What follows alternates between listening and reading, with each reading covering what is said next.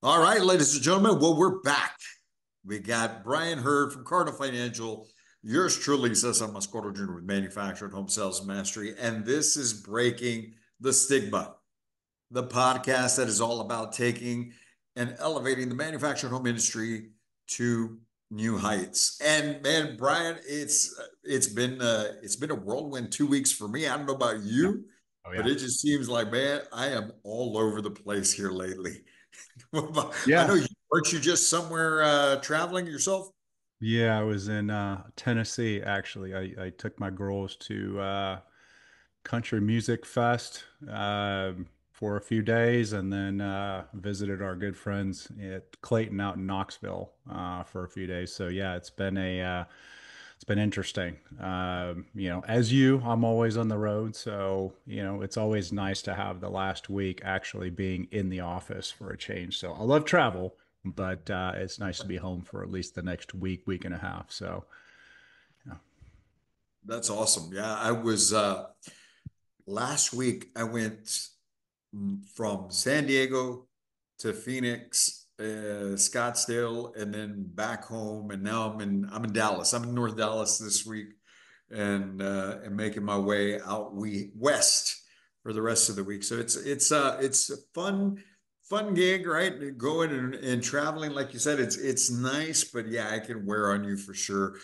But Sometimes also, your own bed is just the just what the doctor ordered. But at the same time, I mean, you and I are incredibly blessed. We have one of those jobs where we get to travel to see so many different locations, so many different people, so many different styles, and that's a blessing, especially since we live in a bit of a Zoom world. I'm sure we're going to talk about this on this conversation, but being in person really matters, and just like our trip to Knoxville, it was great visiting people in person. And it was kind of cool, Cesar, because on the way out, this little entourage pulls up and, all of the CEO and the president of MHI, Mark and Leslie were there walking in and Teresa Payne was there. And yeah, I mean, again, completely random,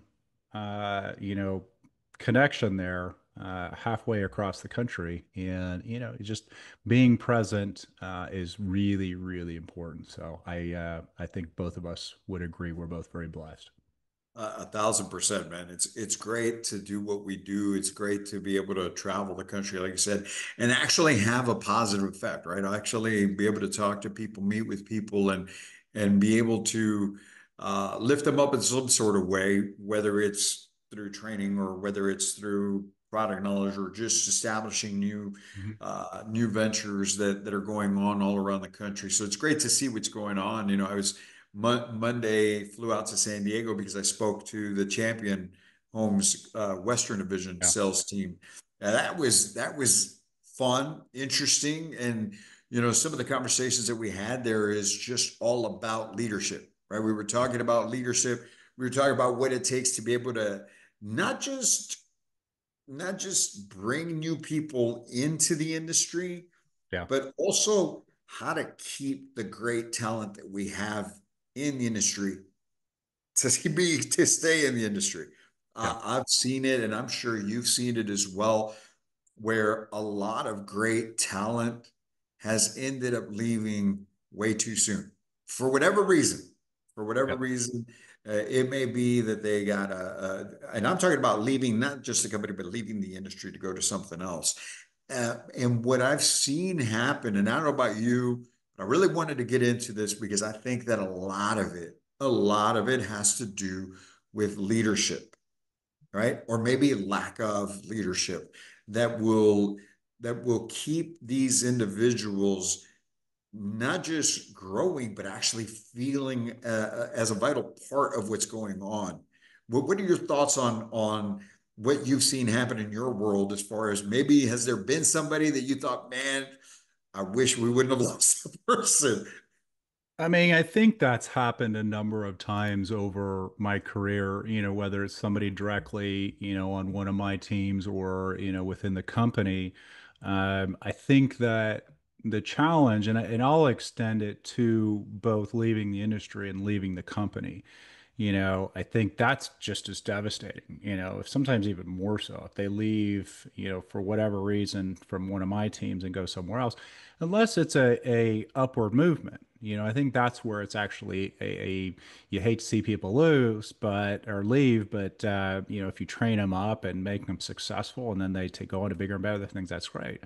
But losing people to a competitor or losing them out of the industry, yeah, I mean, you have to look at it and go, where did I fail? Was that something that I didn't do? Could I have done better? And I think as companies, we tend to be reactive instead of proactive, and I'm sure you know where I'm going with this, but we spend a lot of time getting really angry when somebody says, "Hey, I want to leave." I'm done, whether it's with the industry or whether it's going to a competitor.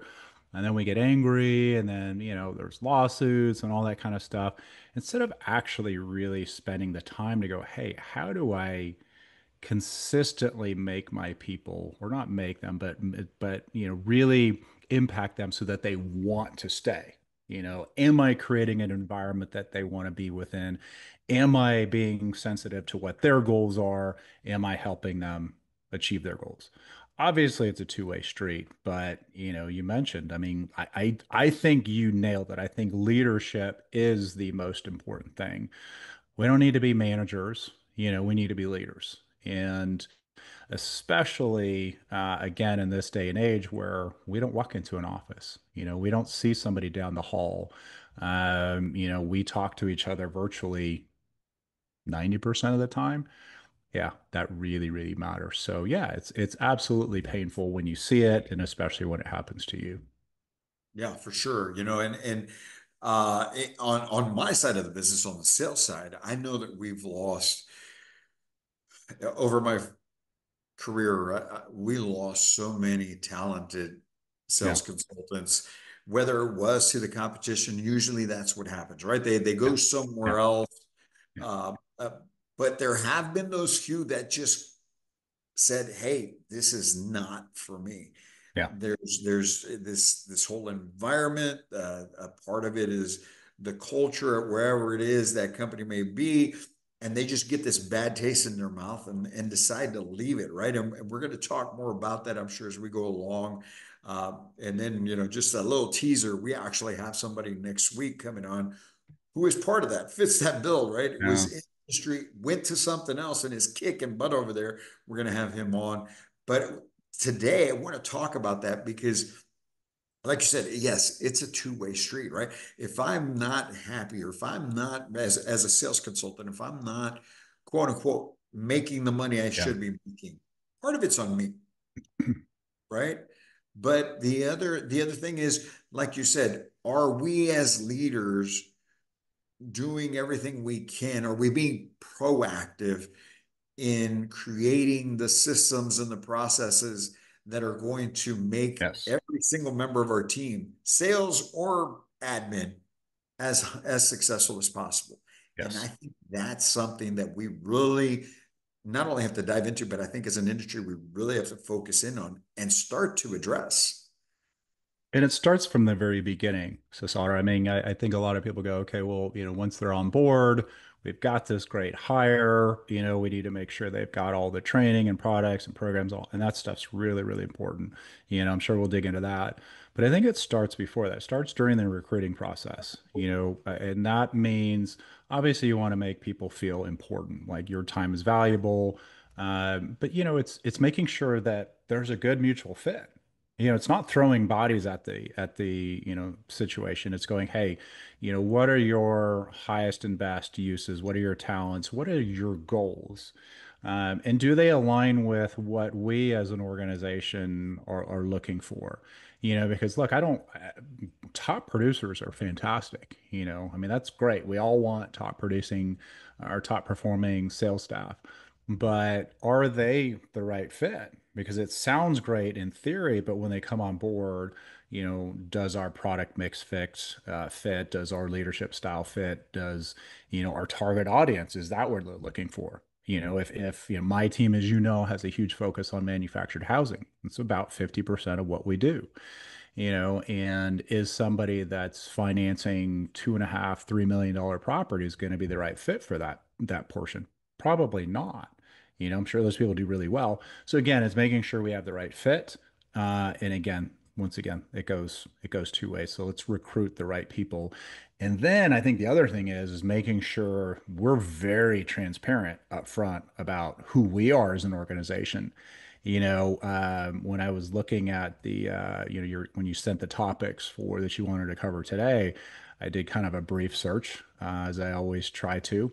Um, and most salespeople leave in that first 6 to 12 months, and why is that?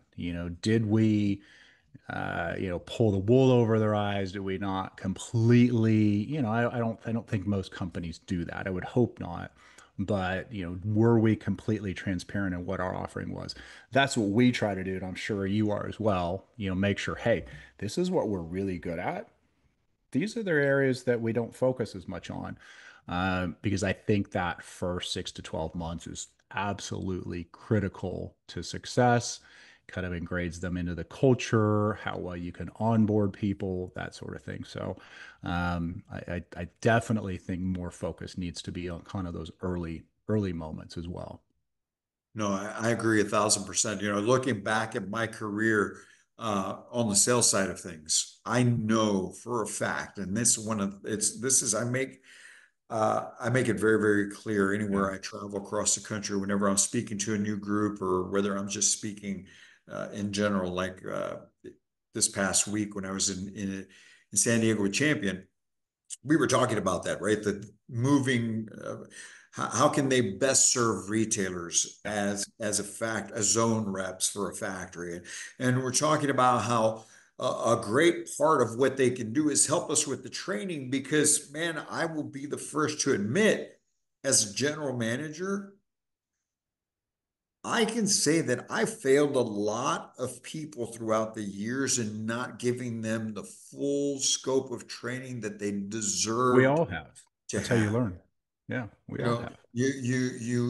Like you said, it's not so much pulling the wool over their eyes. It's we all know. Look, the only reason somebody decides to come into this industry for sales, most people don't drive past a retail dealership and say, "Hey, those guys are making $200,000-300,000 a year." They don't know that. They don't even have So a concept of that, to be honest. they Most they people don't, there's no way. they don't. It's So true, but most people don't know that. those people who come to apply that have never been in it is because they heard from somebody else that is making money in it, right? Yep. And so when you sit as a GM and you're interviewing these folks and you say, yeah, I've got people here making 100, 150, 200. We had some sales consultants when I was a Titan factory, right? Sales consultants, not sales managers, sales consultants making 250, $300,000 a year. Yeah. Okay. Similar to And loan so officers. Yeah. you paint this picture for these people. They get excited, and we sometimes as management convince ourselves that we're so busy, they're adults, here's a little bit of info, but you need to pick it all up, Yeah. when there's so much nuance to what we do, especially like we've talked about already, with the buyers already having a little bit of hesitation Yeah. when they're looking at MH, and then you're going to throw somebody out there on the sales floor that you want to convince yourself that you train them enough that they're well prepared, and they're not. I I know I think did, and that's, I'm I, sure I, if any other GM or anyone's watching this yeah. and can look without getting upset, no egos aside, I'm sure we can all admit and say, hey, yeah, I let some people down. I think, and that's how we learn. That's how we learn as professionals and people in the professional life in general. I know my techniques have been dramatically refined over the last 20 years, and I've had some work for some companies and I learned a tremendous amount, and even if my tenure there wasn't as long as I would have liked or whatnot, I think that we all have to learn. And I think that you bring up a really, really important topic and one I love talking about. So I'll try not to get on a pulpit. You mentioned, hiring people and say, hey, you're a professional, go out and do it. So, yes, you want to hire people because you believe they're really good at their job and you want to empower them to be able to do it on their own. However, when you come in, especially when you're coming to a new dealership or a new mortgage company or a new team or whatever, I mean, you're number one, you're drinking through a fire hose, learning all the new products and programs and procedures and team members and all that kind of stuff. But yeah, I mean, you're a little bit lost. You're stressed. You may have existing clients that you got to worry about. It's a real challenge. Or, quite honestly, maybe you've never done it before. Maybe this is kind of your first foray into basically, fully commissioned sales. Um, and I think that you've heard me say this before. You came on my master class. I'm a big, big, big believer that, hey, it's not here's all the cool tools. Now go out and do it. Just go out and do it. You can do it. You're a professional. This is what we hired you for. Uh-uh. You and I do this every single day. You train manufactured home salespeople, and you train these companies, these independents, and then of course the big guys every single day of your life. You talk about it every single day. Your family is in the industry. You probably talk about it at the dinner table from time to time. You live it, breathe it. It's every aspect of your life. Same way for me. I talk about it all the time. I talk about it every day. I talk to home builders, I talk to loan officers. It's just ingrained into it. We can't get in that mindset that they know everything we do. So I try to really take that mindset that, hey, here's all the really cool tools. Let's go out and do it together. That's why I absolutely love that you're literally out there in the field. You're not saying, hey, come out to San Antonio. I mean, it'd probably be easier, but you're literally in the field. A lot of times you're at their sales floor teaching them the skills and the craft that they need to know. That's hugely impactful. That's literally rolling up your sleeves, getting in the trenches. I think that, unfortunately, is a little bit of a lost art. And, I think we need more of that, desperately need more of that, because I think that to really develop people, you have to develop with them, Mhm. not just at them. That's my opinion. No, for sure. And I mean, your world and my world are a little similar and Mhm. also a little different, Some right? ways and different. You, Yeah. Yeah. your team is spread out in different areas, whereas in a sales center, everyone's Everyone's in one same spot. building, Yeah. right? Yeah. Everybody, so it makes it a little easier, but at the same time, it's surprising when you stop to think of how many places. Both, I'm at a community in in North Texas right now, North Frisco, manufactured home community, and they are not. They are not also set up in a way where they have training programs in place. Because what I was going to say is most retailers don't have a formal, systematized training program that if I hire somebody, No. you hear of these companies, larger companies with onboarding programs, and hey, you're going to go from this to this, this, and here's all these Yeah. things. This is what we're going to do. Most of us in the retail world don't have that, and neither in the community space. It's getting No. better, but there's still a long way to go. And it's surprising still because this morning we've got a client out in Indiana. They've got 4 locations in Indiana, retail center. And I do a Tuesday morning management call with just their management team. And that's what we were talking about today. We were Yeah. talking about how we need to develop our people. Part of management, we don't manage the people, it's really developing people. It's That lifting should them be up. the biggest majority of what I mean, That's I what know it's it is with you, and I would consider that my single biggest job role is developing our people. But you're right, we need more of that. I mean, do certain things need to be managed, pipelines need to be managed, closing dates need to be managed, contracts need to be managed, people need to be led. that's right. And there's a That's big difference. There's a big huge difference. difference. Huge. That's what I told them. But you manage the business, you Yeah. manage your inventory, you manage your marketing, but Yep. you develop and support Yep. your team. There's a Yep. difference. And part of that development is accountability, obviously, right? If they're not That's a performing, really big thing. Yeah. if Yeah. if they're not performing, it's finding out why, what are they missing, or what are they skipping, right? And then Yeah. correcting Because that. it's a two-way street. And make no mistake, there's a lot of, I don't know if I'd use the word lazy, maybe complacent, or if anybody that was around when times are really good, we kind of forget you constantly have to have that hustle. I mean, you're out hustling. I see your posts every morning. Most of them are before the crack of dawn. I mean, you're out there hustling. Somewhere along the way, a lot of us forgot that you needed to do that. So we need to help remind them in accountability. And pardon my interruption, but yeah, accountability is something I'm hugely in favor of. And I need it. I want to be held accountable as well, because it's not just about, the people that we work with and for and serve. It's about us as well. And you brought up earlier your master class. I'd love for you to dive into that, man. Would you tell us more about that? Yeah. Where did that concept come from? What exactly is it? Is it everybody on your team that's a part of this? Or is it just something you offer and whoever is interested can be a part of it? Because I think that's really where it's got to be a mindset shift, right? There's Yeah. got to be a shift in management 100%. Very well ownership said. to start thinking, hey, we need to invest in our team. We need to build out systems and programs to keep growing them, even though they may have been doing it for 30 years. Where did that come from? What is it like? What do you do? Gosh, that's a really good question. So I've been in the industry since 2003. I really started shifting my focus from general real estate to the builder side in 2008. Picked an interesting time to do it, but and then really shifted my focus into the leadership space in about 2014.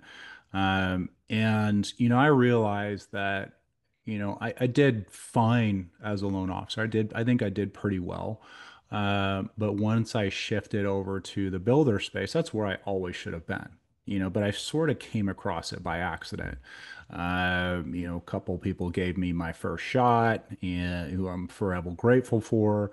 But I made that shift and I came out of my shell. I realized that, hey, this is the space this is where my highest and best use is. So I thrived when I moved into that builder space, and I did that, for another 7 some odd years. Then I realized, that my real joy is helping loan officers grow their business, grow their career. That, along with the big game hunting, so to speak. I love creating strategic partnerships.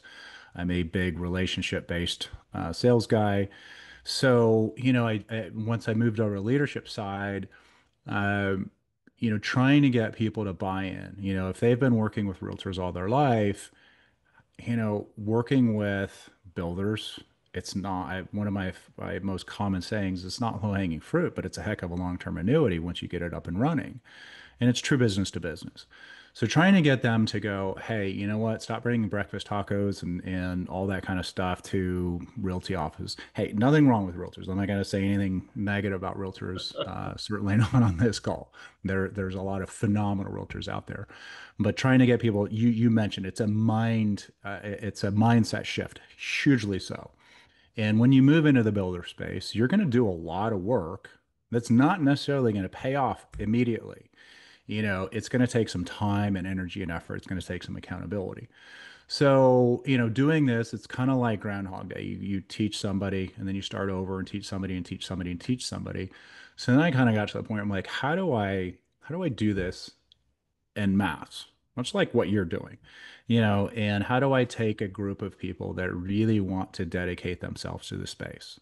And it's not everybody, you ask, who do I allow in? Usually what I'll do is I have our sales leaders nominate a certain amount of people, and I have strict rules. Can't miss more than 2 classes over a 90-day period. You got to show up. You got to be on time. You have to be on camera. You have to participate. I mean, there's anywhere from 2 to 6 hours of homework every week, if not more. Now it's not busy work homework, but what we have people do is get out. I want my salespeople, I want my loan officers visiting dealerships in person, not calling ahead of time, not doing it over the phone, getting in their cars, walking in, shaking hands. walking in builder sales communities, walking into developments, that sort of thing. That's what I want them doing. We teach them how, we teach them what to talk about, we teach them what not to talk about. As you know, people want to go immediately to the sell. You do talk about that, your people with that all the time. Somebody walks into the dealership door, you know, I mean, in their mind, they already know what that person needs. Not really, but they think they do. And it's the same thing, what size house and how many bedrooms, how many square feet, without, we don't want our people, just the same as we don't want our people talking about rates and programs that we close on time. We want them building relationships first, asking questions, take me on a tour of your top two or three models, whether it's manufactured or site built. Talk about your communities, talk about your inventory. Where do your clients come from? And it creates a mind shift change. Again, I love that you said that because, when we're talking to potential clients, in this case, our clients are salespeople for dealers and builders, that is our target audience. How do we get to engage with them? How do we build a relationship with them? That's what I want them doing for the first 30 to 60 days. And, after that point, then where we shift to is kind of the real senior leadership engagement phase. That's where I become really, really important. We talk about, hey, here's all the cool tools. Let's go out and do it together. I want to see that they're going to spend 30 to 60 days putting in the actual effort, the work, the time and energy, the accountability, all that kind of stuff. The last 30 days, that's when I say, hey, let's book appointments with senior leadership, whether it's a GM, whether it's a VP of sales and marketing, whatever it is. Hop on a plane, hop in the truck, be out there, be present, be in the field with them. So yeah, I mean the master class is and I know full well that I try to keep it intimate. I try to keep it 10 to 12 people. Usually I get flooded with 20, 25 people that want to be in it.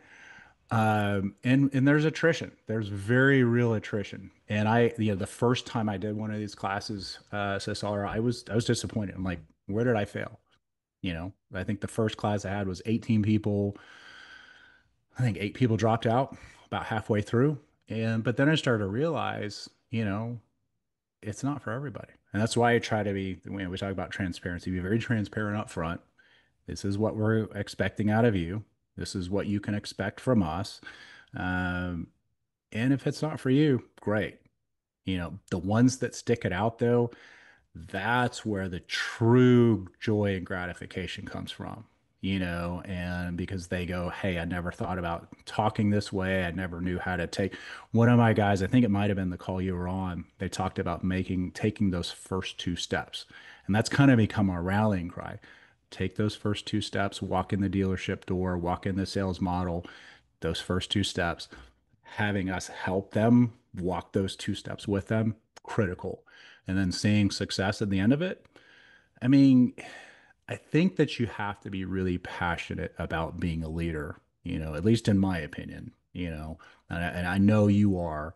And I take a lot of joy. You were telling us about the Tyler story, and I know you do as well. I mean, you were absolutely grinning face to face as you're recounting how much success the dealership that you had trained was having over the ensuing, 2, 3, 4 months. You can just see it on your face. That stuff, that's why we do, at least in my opinion, that's a huge part of the reason I do what I do. Because you take a loan officer that might be doing 15 million, maybe 10 million, and then within 6 to 12 months, they're doing 70, 80. I mean, that's career altering stuff. That's right. And I love it because I think a lot of times we as companies can tend to let's recruit, let's recruit, let's recruit. Very important. But what are we doing to develop? You're setting up every word for me, but you said develop. What are we doing to develop our people? And then what are we doing to retain them so that they don't want to leave? So, It's amazing when you stop to think about it, right? yeah. I did some research when I first started my company 2 years ago, and this was some of our messaging that we were putting out. And I'm gonna have to go back and look at what the actual numbers were. But Yeah. when you have turnover on the sales side, Okay, now I'm gonna take it back over here Yeah. to home sales, right? Or Yep. manufacturing home sales. Uh, when you lose someone within the first 6 months because they didn't make the money that they thought they were going to make, and so they have to, out of necessity, leave to go on to something else. When a retailer loses a sales consultant within the first 6 months, I think the cost, the overall I cost, knew where you're going. ended up being somewhere around 280, maybe even more, $280,000 in Wow. lost revenue between, because here's what happens. Let me tell you how it works in this world. Far Okay. higher than I would have expected. That's crazy. We hire somebody. That Yeah. person is most times on a base salary for the Yeah. first months because they have to Yeah. build a pipeline, right? You mentioned time that it takes. It takes them at least 3 or 4 months before they see their first commission check. Yep. If they sold something within the first month, if they sold something in the first month, you still got to build a house, and maybe they sell something that's on the lot and they may be able to get paid in the first 60 days, but that's rare. Most of them have to build a house, get it delivered, and then get funded and get paid, right? So, Yeah. so they're seeing money, true real money for the first 90, at least 120 days. So anyway, going back to it, I hire somebody, I bring them in. Even if I had a training program like we did, and it was a 2 week program, there's no way as a general manager I can spend 2 weeks training somebody and Nope. run the store and everything else, right? So what happens? You spend a little bit of time with him or her, and then you get other people on the team to help Yeah. somewhat with this person. So now you're taking your top salespeople off the floor. So Yep. they're no longer making phone calls, not setting as many appointments, not seeing as many people. So you're Yeah. losing their production. You're losing your production. Then the new candidate isn't fully prepared, and now they're burning through leads as well. That could have been turned into something had somebody a little more prepared made those phone calls. So overall, it was somewhere around like 280, $290,000 what it costs a retailer to not just in not get this person prepared, whether it's 2, 3 week program, whatever it is, immersive program to where they're comfortable to get after it, right? And so, you mentioned these things of you put this out, you get people that get recommended to your master class. I love the fact that you're able to do this because I know you're not fully in the weeds of with these LOs, right? So you have the opportunity to be able to carry out this class, whereas most GMs are in the weeds every single day on the Yeah. sales floor with their team. So Operations just as much, if not more so than sales. And I right. don't, you're right. I don't have to deal with that, and Cardinal Financial has given me the ability to train predominantly, sales teams from across the country. I don't have to manage that day-to-day operation anymore. I wouldn't have time to effectively be all places at so many different times. Either would you if we had to deal with the day-to-day. But That's right. GMs still think they can. I mean, CEOs of companies, and high senior level leadership thinks they can do both training and ops, and that's tough to do. It's tough to do. And that's where we let these people down. Yeah. That's where we let our team down. Yeah. That's where we're not truly developing. We want to convince ourselves, and I'm putting myself there. That is the main driver. I shared it with your Sure. team right on that master class. That was the main driver for me to walk away from a very, very high paying income Yep. Yep. career to start this company because I saw it for myself. Hmm. I was not able to, and I knew all my counterparts. We would talk amongst ourselves. We couldn't keep up with it. We couldn't do it. We couldn't train new people and keep the production level where it needed to be. And I see it all around as I travel now, and I've seen it in other companies locally whenever I would talk to them. So if we could just get out of our own way, set Yeah. our ego aside, and just accept the fact that, hey, look, if we can just do this, even if it's where we designate somebody that actually that's what they do full force, full time within our company, and they're consistently working with the new hires and whatnot, or you bring in somebody to do that. It's just going to help us retain talent overall, or at the end of the day, what we're talking about today is what can we do to keep the strong talent in the industry or within your company. And it comes back to leadership, development, support, and we could do so much better with that. It has to be a major, major priority. And the good thing is, I don't want to make it sound like, nobody does this. A lot of companies do this really well. I just think we need more of it, as an industry, regardless of what side you're on. But yeah, I think the other thing that's really important, in my opinion, is, whoever is shaping these minds, so to speak, whoever is developing these teams, I think it's incredibly important that these people have gone through that themselves. And look, there's a lot of great leaders out there that maybe weren't in the trenches at one point. In my opinion, I think that has a massive difference. For me, being a loan officer for as long as I was, that allows me, I don't originate anymore. I know guidelines and whatnot, but I couldn't tell you every single disclosure and all that kind of stuff. I mean, it's been years.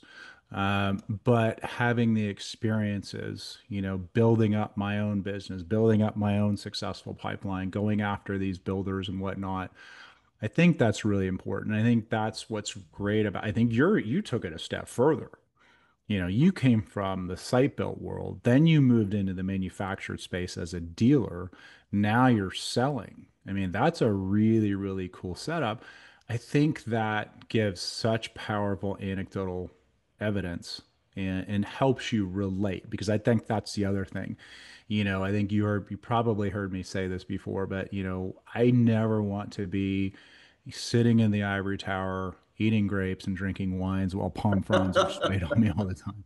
It's not me. I'm a polo and boots and jeans guy. I like being out in the field. I like being with our people. I just, to me, I think that if I understand them, it helps me relate to them better.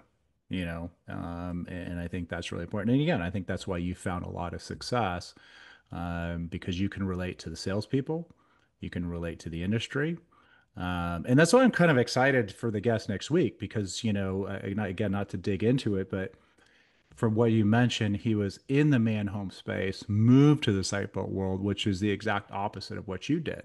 So, as a continuation, I'm really curious to hear the why. You know, Yeah. um, yeah, that'll be a fun conversation. And it's like I mentioned to you, like he did really well at the beginning of his career Yeah, in manufacturing home sales.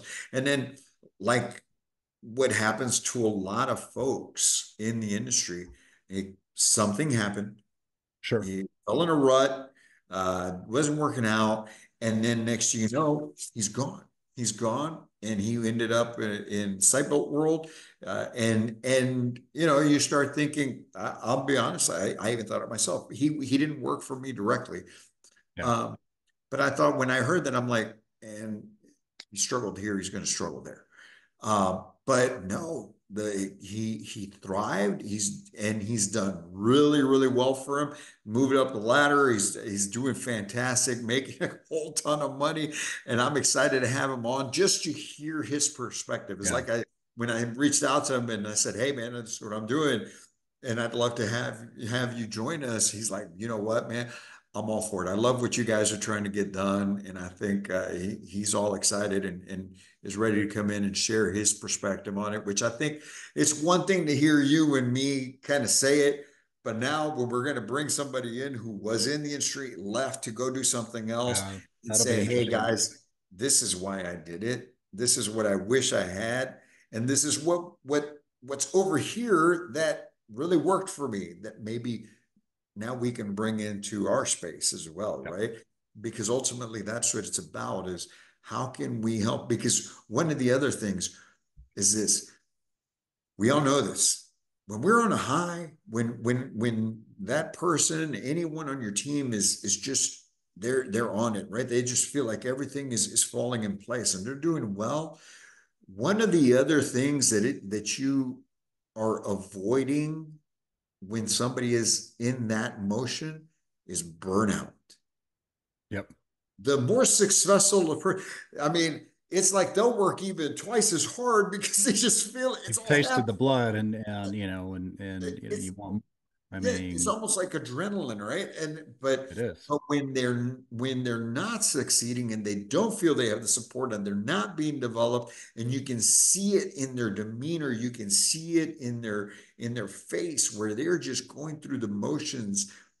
They've reached that point of burnout, so And to even speak. if they are successful, even Even if if they're they are, churning and burning, but they don't have that support and they're, we talk that's a lot right. about work-life balance, but there has to be. I mean, I don't care how much money you're making, but if that is your sole purpose and motivation in life without the ability to enjoy family and hobbies and all that, that's a problem. That causes burnout too. You know, and I think that causes people, not just to leave companies. I think that's what pushed people. Your original questions were, I think geared towards leaving the industry. I think that happens. I've been there before. I've been there before. Fortunately, I'm at somewhere where I actually love to go get my first cup of coffee in the morning, get to work. I enjoy that.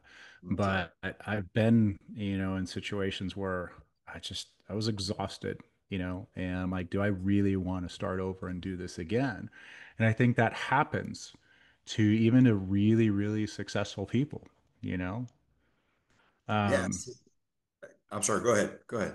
no, I was going to ask you a question. So, so the whole theme of this is breaking the stigma. So, I mentioned that we have, I think I mentioned before we started that we have some dealerships that we've talked to over the last week that need help with sales, and obviously my loan officers. Most of our industry, independent mortgage banks anyway, we're geared towards traditional site built, higher because for whatever, all the different stigmas and all of that kind of stuff, all the different perceptions. What do you suggest? Let's say I've got loan officers that are going out and visiting dealerships and they want to learn how to be better partners to these dealerships, and they want to help these dealerships that might be, a lot of them are family run. A lot of them have very limited resources. They might only be doing one or two deals a month, but they want to get to five or 10 or something like that. Where do they start? What do they do? How do they develop? And I realize it's kind of a multifaceted question, but how can my loan officers help dealerships grow their business? Sure. It I will tell you the main thing that I see lacking when I run across companies like that, whether it's retail or community, Yeah. is a lack of vision. Hmm. It's a lack of understanding what the market truly has and a potential for them in whatever city or municipality or region they may be in. Most Sure. of them just have it in their head that this is all that we can do because that's all that's out there. That's So all we've ever done. Yeah. it's Good helping them point. understand, first of all, this is the opportunity, right? Yeah. Because most, especially mom and pop dealers, the one thing that you can almost bet on is the fact that they're not looking at the data. They're Mhm. simply looking at their bottom line. They're looking at, if I put out two homes a month, I probably net X amount of dollars. It's going to cover my overhead. It's going to cover our living expenses. Yep. We live great, but they're not looking at the data out there. And so what we really try and focus on, especially when we're working with new clients, and sales teams, is we're pulling the data for their area to first cast a vision. Why do we want to invest in our time into this? Why do we want you guys to pay full attention and play all out and grow as much as you can? Because here's the potential. Yeah. Here's what you're missing. And the only way we're going to be able to accomplish this is by being better at what we do. Being and so when they see that, it kind of like, okay, well, hold on. Now that I know that, right? Now what do we have to do? Right. So as to your original question, what can your LOs do? Is cast a vision, right? Mhm. Hey, we're glad doing the 1 to 2 deals a month, but did you know that in our area, in your area, there's actually all of this going on around you? I And really like that. It's not exactly where I thought you were going to go, but I actually really like that. I mean, stats don't lie. Market trends, market data doesn't lie. And I'm a bit of a data geek, so I think going in there and saying, hey, did you know, knowing what the median home price is, knowing what the sales numbers look like, knowing what the concentration of, new builds versus, existing, what is the realtor penetration? I think that's really, really good stuff costs of because that land in the motivates them. area. Because then they I, go, well, hey, you know what? If the data says I could be doing 5 or 10 or 15 a month, and I'm only doing two, well, I've got some introspective actions to take. That's You right. know, And that's usually where it I comes like that. from. Brian, I'm telling you, most of them lack that. I'm not even going to call it urgency. Just, man, it's almost sometimes the lack of the desire Sure. because they don't see it. Case in point, you brought up our client in East Texas. That's one of the things I mentioned to you guys that the owner said. I knew that there was more. I knew that there was more that we could do. I just didn't see it. I didn't Yeah. know where it was or how to get Mhm. to it or what exactly it was. And that's what Caesar and his team brought to us is he brought me the vision and set Sure. the vision. And then from there, the next step, Brian, is meeting first with the individual, right? And then if they do have maybe a salesperson or two, bringing that person or those people into the conversation and saying, hey, if you could, what would you do? In other words, if you could have a few extra things that you had as personal goals, what would they be? And then combining that vision, because one of the things I tell ownership groups all the time is your vision has to be big enough to include their vision. If their vision is not included, they don't see that their vision is included in yours, that's where they don't try. That's where they don't go above and beyond to put this into place or learn it or anything. So, as much as we want to say, that's why I tell people all the time, yes, look, we're going to work on tactics, we're going to work on skills, we're going to work on Yeah. both. But man, before we do any of that, I need to get this right with all of you. Yeah. Well, and it's interesting because, we talk about perceptions and perspectives and all that, and it's a big part of what creates stigmas and whatnot. From what I've seen, there hasn't been nearly the evolution in sales for the, offsite built world, specifically manufactured as there has been in the site built world. I love that that's something that you're trying to change. I mean, if you look at every one of the big home builders out there and a lot of the smaller ones, they all use a lot of the same sales trainers out there.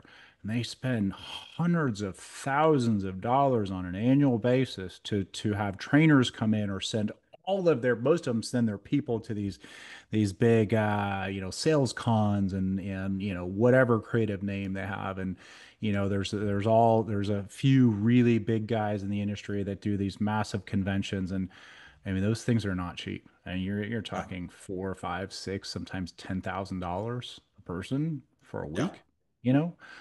They're not cheap, but they're willing to invest in their people.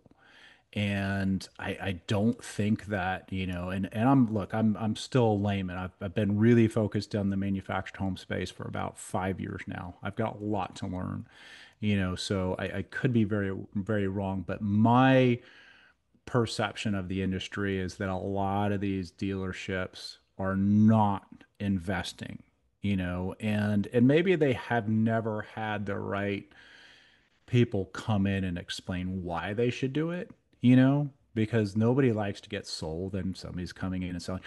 But what is the cost if you don't train and develop your people, and that goes back to my teams. I mean, Cardinal Financial puts a lot of emphasis on growing and developing our existing teams? How do we spend the money going horizontal instead of just, spending tons of money on going vertical as an organization? That's a big deal.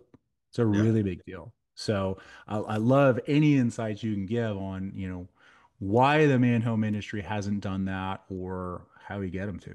I love the It, statistical point of view. yeah. I love that you brought that up because look, it's not, I'm not here to pitch what we do, but it's a huge But fact. you're passionate about and you're good at it. So I think Yeah. that sharing what you do, that will pitch itself. But I think It's it's a, important. thank you. And I appreciate that because it's a fact Mhm. that the main part of the main reason why we don't invest in our teams in that manner is because we've got the old status quo. We're okay with the status quo. This is the way we've always done it mentality Yeah. as an industry. And so we've been complacent and nobody wants to, everybody wants to think that they are not complacent, but here's where I challenge that, right? And that's me. That's my whole thing is I am here to challenge the industry and challenge these folks because here's where the challenge comes from. The increase that they see in their business year over year from one year to the next is not because they have more market penetration. It's because they cannibalize each other because they're too busy trying to take money from the retailer down or business from the retailer down the street, and that's their focus. How can we get business from them? How can we get business from them instead of how can we level up, Yep. invest in ourselves? How can we level up like everybody else does in all the other industries, like you mentioned, site built world? How can we level up to bring a new to bring a new market segment to our industry? Yep. And right now is the perfect time, and that's been my sounding board or my message over the last 2 years, 2+ years since I started the industry or the company is 51% of Americans average of $80,000 income, household income. That nets them right now at 6.75% rate, a $250,000 to $255,000 mortgage. That does not buy a site built home right now. Not at least not one to write home about, right? Yeah. Now, that means that over 20 million American families can no longer buy a site built home. That is the And my missing link. challenge to the retailers is level up yourselves, level up your team. Let's get it better. Let's go and let's get our confidence to the point and our level of service and buying experience to the point where we can go and get that. You want to impress me with your numbers? Go get some of that and bring it into this industry. You see that type of, that's where we're going to go from the 8 to 10% to 15% market share. Not these guys still playing the same, they're still playing in that same game of taking from each other as opposed to going and getting new. Getting new. Yep. And so Well, this you mentioned all these events. That's why I pride myself on one, we were the first to bring this type of training. We are the first to bring consulting the way that we do and be results oriented Yep. and bringing the data and passing the vision, working on the psychological part of it along with the sales tactics and the marketing. But now, just last week in Phoenix, that was why I was over there, is because we swung right. We swung for the fences in putting an event together where anybody could come in and sign Yeah. up and buy their own ticket. They didn't have to be a part of a company or the company didn't have to pay. We lowered the investment so that they could come out and do it. And you mentioned, man, you had 18 people. I'm gonna be completely honest. We only had four. Yeah. I booked a room for 50. Sometimes that's I'm what gonna it get takes. 50. But it's the same, like I told my wife when we first started the company, and I would do these training calls, right? I had free training. I was like, and I'd be there on the Zoom hour at noon, and nobody's on it, and I'm doing it. It's like I told my wife, hey man, it's the But you same. didn't give up, It's the you same know? thing. We've got You didn't another give one. up.